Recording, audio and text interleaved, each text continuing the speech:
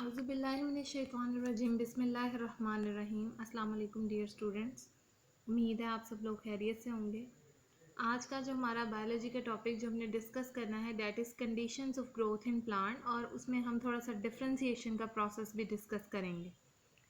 अच्छा, इसमें previous knowledge की तरफ अगर हम जाएँ तो हमने लास्ट टाइम आपने स्टडी किया था डिफरेंट जोन्स, जो कि हमने पढ़े थे कि बेसिकली ग्रोथ के दौरान प्लांट्स के पास जो है वो डिफरेंट जोन्स बन रहे होते हैं, ठीक है, जिन्हें हम फेजेस ऑफ ग्रोथ का नाम भी देते हैं। उसमें आपने पढ़ा था सबसे पहले कि बेसिकली एक स्टेप है जिसे हम सेल डिवीजन का नाम देते हैं, फर्स्ट फेज, देन एलोंगेशन होती है, देन मैचुरेशन है, और फिर फाइनली डिफरेंशिएशन का प्रोसेस होता है जो हम आज कम्प्लीटली डिस्कस करेंगे उसको। तो सेल डिवीजन अगर आप देखें, यहाँ पर एक रूट का स्ट्रक्चर दिखाया हुआ है, तो रूट कैप को उन्होंने डिवाइड किया हुआ है into 4 zones. Cross sectional area आपको दिखाया हुआ है। तो रूट कैप है सबसे पहले, उस रूट कैप के अंदर देखिए मेरिस्टेमेटिक सेल्स हैं, एपिकल मेरिस्टेम्स, तो वो जोन ऑफ डिवीजन है, जोन ऑफ सेल डिवीजन। फिर अगर आप देखें यहाँ से थोड़े से डिस्टेंस पर सेल जो है वो थोड़ा सा इलोंगेट होना शुरू हो गए, that is zone of elongation. And then उसके बाद जो है वो सेल थोड़े से डिस्टेंस के ऊपर एक और जोन में एग्जिस्ट कर रहे हैं जिसे जोन ऑफ मैचुरेशन का नाम देते हैं, जिसमें सेल्स अपना प्रॉपर साइज अटेन कर लेते हैं जो किसी भी पार्ट के हवाले से उनके लिए ज़रूरी है। देन डिफ्रेंसिएशन आती है कि ये देखें आप, एंडोडर्मिस के सेल्स बन चुके हैं, पेरिसाइकिल के, फ्लोएम के, जाइलम के, कॉर्टेक्स के, एपिडर्मिस के, रूट हेयर्स के, तो ये सारे डिफ्रेंशिएटेड सेल्स हैं। तो यही क्रॉस सेक्शनल लेयर्स की डिवीजन भी है। अगर आप देखें रूट में सबसे बाहर रूट हेयर्स हैं, फिर उसके अंदर वाली लेयर एपिडर्मिस है, फिर ये जो येलो से लेयर रिप्रेजेंट कर रहे हैं कॉर्टेक्स है, कॉर्टेक्स के अंदर ब्लू लेयर पेरिसाइकिल की है, ठीक है, और उसके अंदर जो है वो बाहर वाली लेयर जो है पेरिसाइकिल के उसमें एंडोडर्मिस है। फिर देन इसके अंदर आपको जाइलम और फ्लोएम जो है वो दो नज़र आ रहे हैं, ठीक है। तो ओवरऑल अगर आप देखें तो बेसिकली ये इन्वॉल्व है इन द ग्रोथ फेजेस, और रूट के अंदर आपको ये चारों ग्रोथ फेजेस जो हैं वो यहाँ पर क्लियर कट नज़र आ रही हैं, ठीक है। कंडीशन ऑफ ग्रोथ की अगर हम बात करें तो ग्रोथ रेट को दो चीज़ें सबसे ज़्यादा इफेक्ट कर रही हैं, इन्फ्लुएंस कर रही हैं, दो फैक्टर्स हैं। Number 1 is external factor and number 2 is internal factor. इसमें अगर आप सबसे पहले हम बात करते हैं एक्सटर्नल फैक्टर्स की, तो उसमें टेम्परेचर है, देन लाइट है, फिर ऑक्सीजन है, कार्बन डाइऑक्साइड है, वाटर और न्यूट्रिशन जो है वो यहाँ पर इंपॉर्टेंट एक्सटर्नल फैक्टर्स हैं दैट आर इन्वॉल्व्ड। अब इसमें अगर आप देखें तो बारी बारी हम इस सब को डिस्कस करेंगे किस तरह से ये सारे फैक्टर्स जो हैं वो इफ़ेक्ट कर रहे हैं प्लांट की ग्रोथ को। ये सारे एक्सटर्नल हैं, बाहर से इनका एनवायरनमेंट का इफ़ेक्ट है जो कि होना ज़रूरी है प्लांट्स के लिए।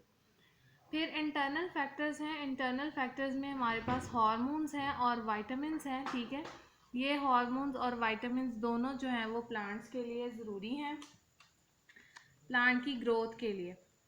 अच्छा, इसमें हार्मोन्स और वाइटामिन्स इंटरनल फैक्टर्स हैं। एक्सटर्नल फैक्टर्स हम सबसे पहले डिस्कस करते हैं, डैट इज़ टेम्परेचर। टेम्परेचर की अगर हम बात करें तो टेम्परेचर जो है वो रेट ऑफ ग्रोथ को डिफरेंट तरीके से अफेक्ट कर रहा होता है। उसमें एक रेंज उन्होंने बताई हुई, that is 0 to 35 degree Celsius, जो कि प्लांट की ग्रोथ के लिए इम्पॉर्टेंट है। नॉर्मली अगर हम देखें तो रेट ऑफ ग्रोथ जो है वो जैसे जैसे टेम्परेचर राइज करता है ग्रोथ का रेट भी इंक्रीज़ हो रहा होता है, लेकिन जैसे जैसे टेम्परेचर डिक्रीज़ होता है और ऑब्वियसली ग्रोथ रेट भी डिक्रीज़ हो जाता है।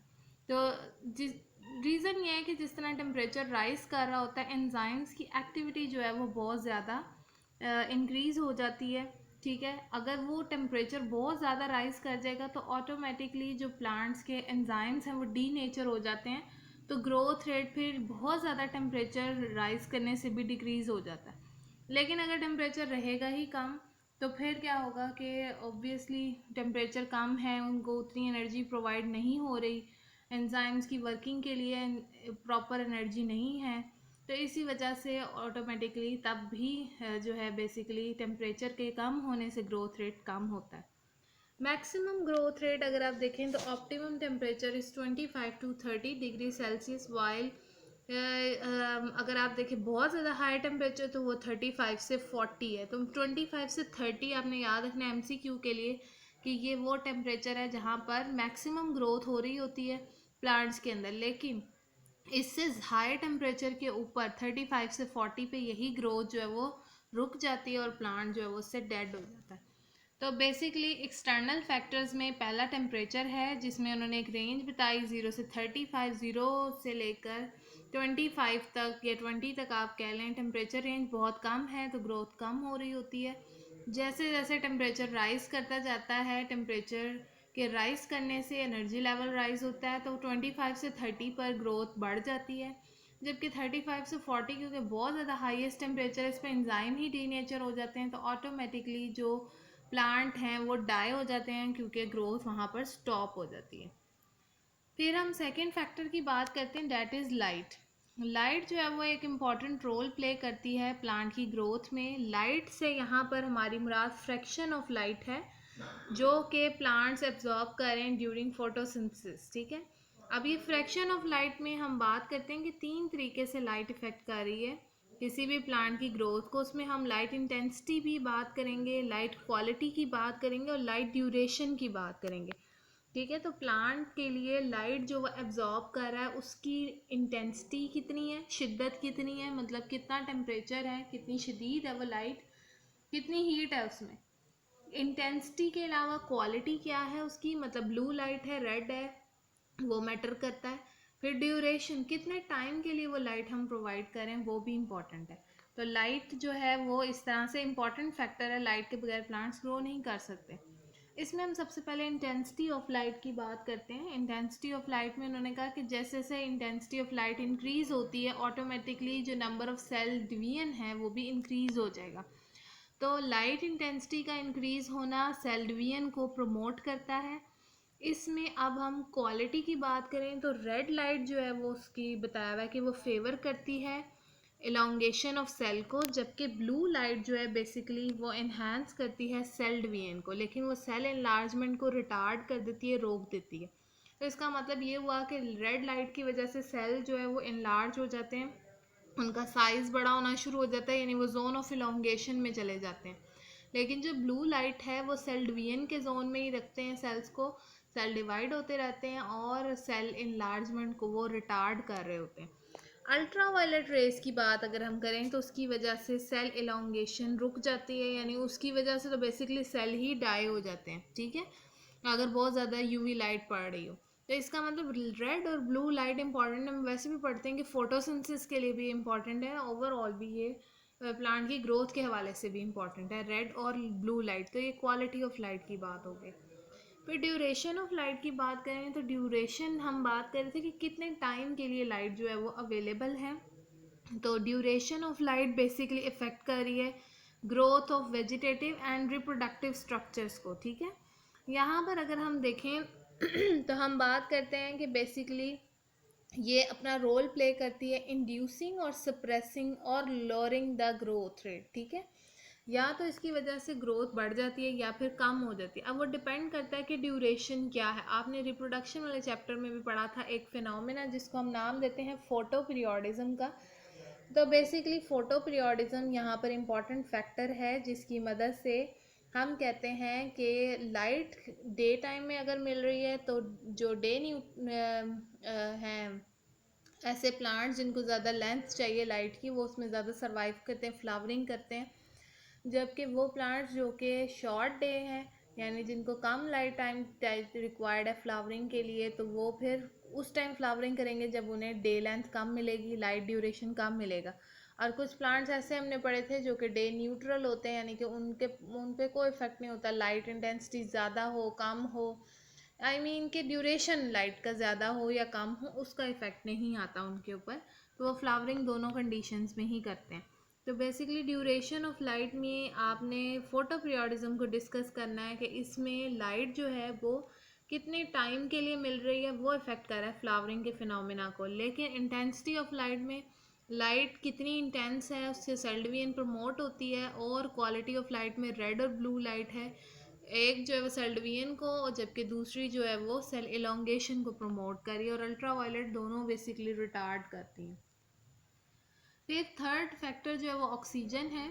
ऑक्सीजन में प्लांट्स की सक्सेसफुल ग्रोथ के लिए ऑक्सीजन का होना ज़रूरी है। ऑक्सीजन के बगैर किसी किस्म की कोई मेटाबॉलिक एक्टिविटी नहीं होती और ना ही कोई ग्रोथ होती है, ठीक है। हम बेसिकली कहते हैं प्लांट्स के लिए कार्बन डाइऑक्साइड का होना ज़रूरी है, लेकिन सेल्स को डिवाइड करने के लिए अगेन रेस्पिरेटरी एक्टिविटी परफॉर्म करने के लिए ऑक्सीजन चाहिए। तो वो जिस तरह ऑक्सीजन हमारे लिए ज़रूरी है वैसे प्लांट्स के लिए भी ज़रूरी है, but in a smaller amount, limited amount. अगर बहुत ज़्यादा ऑक्सीजन आप सप्लाई कर देंगे तो उससे भी उसकी ग्रोथ इनहिबिट हो जाती है। फोर्थ वन फिर हम बात करते हैं कार्बन डाइऑक्साइड की।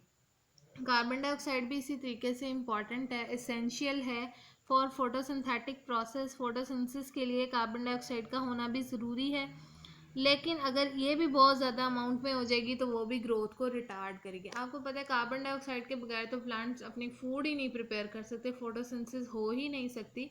इसीलिए फोटोसिंथेटिक प्रोसेस को नॉर्मली प्रोसीड करने के लिए कार्बन डाइऑक्साइड का ज़्यादा होना ज़रूरी है, वरना ग्रोथ रुक जाती है। वाटर की बात करें तो वाटर फिफ्थ फैक्टर है जो एक्सटर्नल फैक्टर में इम्पॉर्टेंट है। बेसिकली वाटर जो है वो लाइट के साथ साथ ऑक्सीजन के साथ साथ पानी का होना भी ज़रूरी है, क्योंकि वाटर एब्जॉर्ब किए बगैर वो लाइट के साथ साथ ऑक्सीजन के साथ साथ पानी का होना भी ज़रूरी है, क्योंकि वाटर एब्जॉर्ब किए बगैर प्लांट सर्वाइव नहीं करता, प्लांट ग्रो ही नहीं करता। सीड अगर आप लगा रहे हो, अगर वो पानी एब्जॉर्ब नहीं करेगा तो प्लांट कैसे निकलेगा, सीडलिंग ही प्रोड्यूस नहीं होती, ग्रोथ रुक गई, ठीक है। इसी तरीके से पानी एब्जॉर्ब करने से सेल्स इलोंगेट होते हैं। आपने पहले ही पढ़ा कि जोन ऑफ इलोंगेशन में जाने के लिए वाटर एब्जॉर्ब होना ज़रूरी है ताकि सेल का वॉल्यूम इंक्रीज हो। अगर ये प्रोसेस नहीं होगा तो जोन ऑफ इलोंगेशन में सेल्स नहीं जाएंगे तो मैच्योर कैसे होंगे, डिफ्रेंसिएशन कैसे होगी, ठीक है। सेकंड स्टेज पे ही प्रोसेस ग्रोथ का रुक जाएगा। तो इसीलिए वाटर का होना ज़रूरी है for the growth of plant, वरना उनकी ग्रोथ सीज हो जाएगी, रुक जाएगी और इस तरह प्लांट सर्वाइव नहीं करेंगे। आपने देखा है प्लांट्स को अगर वाटर ना मिले तो वो विल्ट हो जाते हैं, मुरझा जाते हैं। रीज़न यही है कि उनके सेल्स की एक्टिविटी डिस्टर्ब हो जाती है। नंबर 2, उनकी ग्रोथ रेट कम होने की वजह से एक और भी है कि एंजाइम्स जो है वो एक्वेटिक मीडियम में काम करते हैं, वाटर नहीं है तो एंजाइम अपना फंक्शन परफॉर्म नहीं कर सकते। न्यूट्रिशन सिक्स फैक्टर है, एक्सटर्नल फैक्टर। तो इसमें हम न्यूट्रिएंट्स की बात करते हैं। मैक्रो और माइक्रो न्यूट्रिएंट्स आपको पता है प्लांट्स की ग्रोथ के लिए ज़रूरी है। माइक्रो जो कि स्मॉलर अमाउंट में चाहिए होते हैं और मैक्रो जो ज़्यादा अमाउंट में रिक्वायर्ड है प्लांट की ग्रोथ के लिए। दोनों में से अगर कोई भी न्यूट्रिएंट डेफिशिएंट है, अपनी एक लिमिटेड अमाउंट जो उनको रिक्वायर्ड है उससे कम है, तो ऑटोमेटिकली प्लांट्स ग्रो नहीं करेंगे। अब न्यूट्रिशन में इंक्रीज़ अगर आप बात करें, न्यूट्रिएंट्स इंक्रीज़ होंगे तो ग्रोथ ज़्यादा होगी, न्यूट्रिएंट डिक्रीज़ होंगे तो ग्रोथ कम हो जाएगी। एक्सेस नहीं होनी चाहिए किसी भी न्यूट्रिएंट की, जितनी अमाउंट उनको रिक्वायर्ड है उतनी अवेलेबल होनी चाहिए। और ऐसा भी ना हो कि मिनिमम अमाउंट हो कि उससे प्लांट को फ़ायदा ही कोई ना हो, यानी कि एक जो हद मुकर्रर है, हर प्लांट को कितना न्यूट्रिएंट रिक्वायर्ड है उतना अवेलेबल होना चाहिए। फिर हम बात करते हैं इंटरनल फैक्टर्स की। इंटरनल फैक्टर में हमारे पास पहला फैक्टर हार्मोन्स हैं। प्लांट हार्मोन बेसिकली ग्रोथ को इन्फ्लुएंस करते हैं। इसमें आपने पढ़े थे हार्मोन्स हैं। ऑक्सिन्स के हवाले से बात करें तो यहाँ दो एग्जांपल्स दी हुए, इंडोल 3 एसिटिक एसिड और इंडोल एसिटिक एसिड, IAA नाम लिखा हुआ उसका। ये इलोंगेशन ऑफ सेल कॉज करते हैं, इनकी वजह से सेल्स की जो ग्रोथ है वो होती है जोन ऑफ इलोंगेशन में, ठीक है, वो जोन ऑफ इलोंगेशन में चले जाते हैं। वाइटामिन की हम बात करें तो ऑर्गेजमिक कंपाउंड है, यानी इन्हांस कर रहा है, सिंथेसाइज कर रहा है बहुत सारे different compounds in plants. Vitamin तो आपको पता है एज अ कोएंजाइम भी काम कर रहे होते हैं प्लांट्स के अंदर भी और एनिमल्स में भी। तो बेसिकली लाइट की प्रेजेंस में प्लांट बहुत सारे ऐसे कंपाउंड बनाती है जो विटामिन कहलाते हैं। तो अगर प्लांट डार्कनेस में हम ग्रो करेंगे तो विटामिन डेफिशिएंसी हो जाएगी, यानी ये फैक्टर लिंक्ड है लाइट के साथ कि अगर लाइट नहीं होगी तो विटामिन नहीं बनेंगे, प्लांट्स में विटामिन नहीं होंगे तो डेफिशिएंसी हो जाएगी इनकी, और इस वजह से प्लांट्स जो है वो उनकी ग्रोथ प्रॉपर नहीं होगी, प्लांट की ग्रोथ सीज हो जाएगी, रुक जाएगी। तो विटामिन बेसिकली लाइट की प्रेजेंस में प्लांट में प्रोड्यूस होंगे, और प्लांट्स जो है अगर आप उन्हें डार्कनेस में ग्रो करेंगे तो इनकी डेफिशिएंसी से ग्रोथ ऑफ प्लांट जो है वो ऑटोमेटिकली रुक जाती है। फिर हमारे पास ये जो है आपने भी दो फैक्टर्स देख लिए, एक्सटर्नल भी इंटरनल भी। एक्सटर्नल में हमने टेम्परेचर के हवाले से देख लिया कि अगर टेम्परेचर उनकी एक ऑप्टिमम रेंज से ज़्यादा है तो ग्रोथ रुक जाएगी, ऑप्टिमम रेंज से कम है तो ग्रोथ स्टॉप हो जाएगी। ऑप्टिमम पर मैक्सिमम ग्रोथ है जो 25 से 30 पे है। ऑक्सीजन का एक नॉर्मल लेवल होना चाहिए प्लांट्स के लिए, कम या ज़्यादा दोनों ही अफेक्ट करता है प्लांट की ग्रोथ को। इस तरह कार्बन डाइऑक्साइड अगर बहुत ज़्यादा होगी तब भी प्लांट्स की ग्रोथ इफेक्ट प्रमोट होती है, कम होगी तो ग्रोथ इफेक्ट होगी, कम हो जाएगी। फिर हमने वाटर देखा, वाटर का होना ज़रूरी है प्लांट ग्रो करने के लिए। इसी तरीके से हमने जो है वो बहुत सारे इसमें न्यूट्रिएंट्स देखे, मैक्रो और माइक्रो, और हर एक की एक क्वांटिटी होना ज़रूरी है प्लांट्स के लिए। फिर इंटरनल में आपने देख लिया कि हार्मोन्स और विटामिन्स दोनों का प्लांट्स के लिए होना ज़रूरी है, वरना ग्रोथ जो है वो प्रॉपर नहीं होती, एबनॉर्मल ग्रोथ प्लांट शो करते हैं या होती ही नहीं है। डिफ्रेंसिएशन की बात करें तो डिफ्रेंसिएशन को हम डिफाइन करते हैं फॉर्मेशन ऑफ स्पेशलाइज्ड टिश्यू। ठीक है, it is a formation of specialised tissue. इसमें ख़ास किस्म के जो टिश्यूज़ हैं वो डेवलप हो रहे होते हैं। टिश्यूज़ आपको पता है ग्रुप ऑफ सेल्स हैं, जो कि यहाँ स्पेशलाइज्ड वर्ड हम यूज़ करें, डैट मीन्स के यहाँ पर एक ख़ास सेल्स होंगे जो एक ख़ास पार्ट का ऑर्गन का हिस्सा हैं और वहाँ पर एक स्पेशलाइज्ड फंक्शन परफॉर्म करें, so it is a formation of specialised tissues. फिर यहाँ पर एग्जांपल उन्होंने कोड किया है कि एक सीड जो जर्मिनेट कर रहा होता है, प्लांट्स की डेवलपमेंट का प्रोसेस जो है उसके लिए बेसिकली डिफ्रेंसिएशन का प्रोसेस होना ज़रूरी है, और वहाँ पर मेरिस्टेमेटिक टिश्यूज़ हैं जो कि इस पर फर्दर डेवलपमेंटल प्रोसेस में इन्वॉल्व होते हैं। तो वन सीड हैज़ जर्मिनेटेड, एक बार सीड जर्मिनेट हो जाए तो प्लांट आगे मेरिस्टेमेटिक टिश्यूज़ के थ्रू अपनी एक्टिविटी परफॉर्म करते हुए सेल डिवाइड करेंगे। डिवाइड करने के बाद जोन ऑफ इलोंगेशन, फिर जो है मेच्योरेशन और देन डिफ्रेंसिएशन का प्रोसेस होगा। तो शूट और रूट एपिकल मेरिस्टेम जो है वो बेसिकली एडल्ट प्लांट को प्रमोट करते हैं। शूट और रूट एपिकल मेरिस्टेम्स जो हैं आपने पढ़ा है, वहाँ पर सेल डिवीजन होती है और वहाँ से ही प्रोसेस आगे प्रोसीड करता है डिफ्रेंसिएशन का। अब इसमें जो है बेसिकली यहाँ पर उन्होंने आपको 5 स्टेजेस डिस्क्राइब की हुई है डिफ्रेंसिएशन के हवाले से। नंबर 1 है it represent the formation of embryo. सबसे पहले डिफ्रेंसिएशन के प्रोसेस में एम्ब्रियो फॉर्मेशन होती है, जाइगोट बनेगा आफ्टर फर्टिलाइजेशन, जाइगोट से आगे सेल डिवीजन स्टार्ट होगी तो एम्ब्रियो फॉर्मेशन होगी। देन फिर सेकंड स्टेज के अंदर एम्ब्रियो के अंदर शूट और रूट एपिकल मेरिस्टेम्स हैं जो रिकॉग्नाइज होंगे, उसमें शूट और एपिकल रूट एपिकल मेरिस्टेम्स जो हैं वो सेल डिवीजन का ही काम कर रहे होंगे। ठीक है, तो ये सेल डिवाइड यहाँ पर करने में हेल्पफुल होते हैं। फिर थर्ड स्टेज में कैम्बियम रिकॉग्नाइज हो जाता है, यानी ये लिंक्ड है फेजेस ऑफ ग्रोथ के साथ, के पहले एम्ब्रियो बना, फिर सेल डिवीजन हुई, सेल डिवीजन हुई तो ऑटोमेटिकली रूट और शूट एपिकल मेरिस्टेम्स जो है वो आगे डिवीजन रिप्रेजेंट करेंगे। ठीक है, फिर थर्ड स्टेज में कैम्बियम बन जाएगा। वो कैम्बियम आपको पता है सेकेंडरी ग्रोथ के लिए इंपॉर्टेंट है, यानी जब एपिकल मेरिस्टेम्स डिवाइड करें तो प्राइमरी ग्रोथ हो रही है, और थर्ड स्टेज में कैम्बियम के बनने से सेकेंडरी ग्रोथ स्टार्ट हो जाएगी। फोर्थ स्टेज में प्रोडक्शन होगी लीफ प्राइमोडिया की। ठीक है, ये वो सेल्स हैं जो बेसिकली लीव्स बनाते हैं, और या शूट प्राइमोडिया, शूट और रूट प्राइमोडिया रूट की डेवलपमेंट के लिए इम्पॉर्टेंट है। तो बेसिकली फोर्थ स्टेज पे ये लीफ, रूट और शूट प्राइमोडिया बन जाएंगे। रूट प्राइमोडिया से रूट कैम्बियम बनेगा जिन्हें हम पेरीसाइकिल कहते हैं। इसी तरह लीफ और शूट प्राइमोडिया से डायरेक्टली आगे फर्दर एपिकल मेरिस्टेम से डेवलप होते हैं, और फिर बारी बारी हर किस्म का प्राइमोडिया अपना अपना जो है वो पार्ट डेवलप करता है। रूट प्राइमोडिया से रूट सेकेंडरी ग्रोथ होती है, यानी कि पेरीसाइकिल कैम्बियम बनाता है। फिर लीफ प्राइमोडिया से लीफ आगे बन जाते हैं, और शूट प्राइमोडिया से शूट की डेवलपमेंट होना शुरू हो जाती है। स्टेज 5 में टिश्यूज़ जो हैं वो फुली डिफ्रेंशिएटेड हो चुके होते हैं। अब उन्हें पता होता है कि वो किस स्ट्रक्चर का पार्ट है, जाइलम का हिस्सा है तो वो जाइलम के सेल्स मेच्योर हो चुके होंगे और वाटर ट्रांसपोर्ट करेंगे। फ्लोएम का हिस्सा है तो वो फूड कंडक्ट करेंगे। लीव्स का हिस्सा है तो फूड बनाएंगे।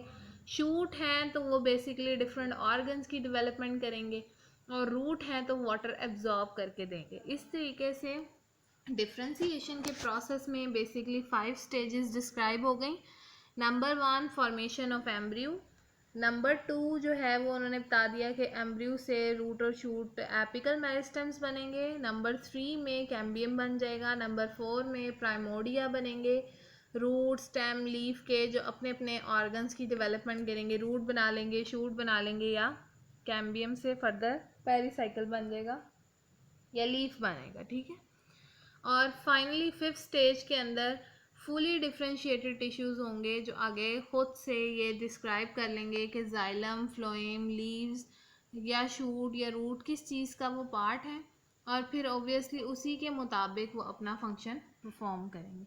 तो ये हमारा आज का लेक्चर था। इसमें यहाँ पर आपको एक डायग्राम भी रिप्रेजेंट की हुई, एक ग्राफिकल रिप्रेजेंटेशन है जिसमें ये उन्होंने शो किया डिफ्रेंसिएशन के जाइगोट से एम्ब्रियो बना, एम्ब्रियो से देखें आगे डिवीजन शूट और रूट एपिकल मेरिस्टेम में हुई, फिर shoot apical meristem cork cambium बना रहा है, ठीक है, और साथ में ही जो है वो वेस्कुलर कैम्बियम जो है वो बना रहा है। कॉर्क कैम्बियम बार्क में और वेस्कुलर कैम्बियम जाइलम फ्लोएम में कन्वर्ट हो रहा है। शूट एपिकल मेरिस्टेम से लीफ प्राइमोडिया, बर्ड प्राइमोडिया बन रहे हैं, लीफ से आगे लीफ बन जाते हैं, बर्ड से आगे लेटरल शूट्स यानी साइड ब्रांचेस या शूट एलोंगेट हो रही होती है।